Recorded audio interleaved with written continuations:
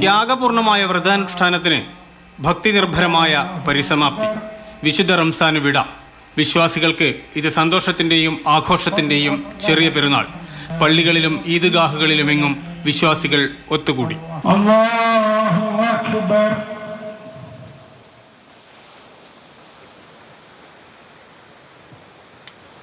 അല്ലാഹു അക്ബർ. അല്ലാഹു അക്ബർ. ലോകത്തെമ്പാടുമുള്ള മനുഷ്യർ അനുഭവിക്കുന്ന പ്രയാസങ്ങൾ ഈദ് സന്ദേശത്തിൽ ഇടം നേടി. പലസ്തീൻ യുദ്ധത്തിലെ ഇരകൾ, ലവ് ജിഹാദിന്റെ പേരുള്ള വിദ്വേഷം, അങ്ങനെ പലതും വിഷയമായി.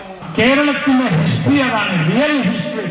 അത് മറച്ചു വെച്ചുകൊണ്ട് എവിടെയെങ്കിലും ആരെങ്കിലും പ്രണയത്തിൽ പറ്റിയിട്ടുണ്ട് അല്ലേ, അതിനെക്കുറിച്ച് അന്വേഷിച്ച് ഇന്റലിജൻസ് വിഭാഗം നൽകിയ റിപ്പോർട്ട് എന്താണെന്നറിയാം?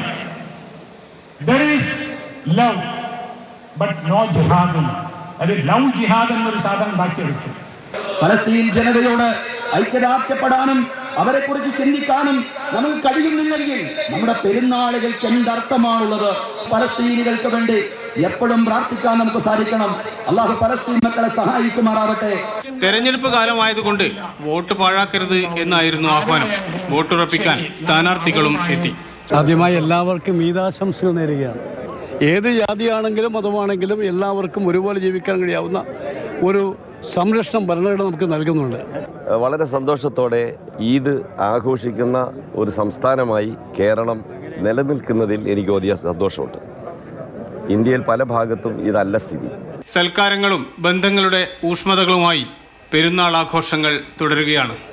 അപ്പോൾ എല്ലാവർക്കും ഈദ് ആശംസകൾ.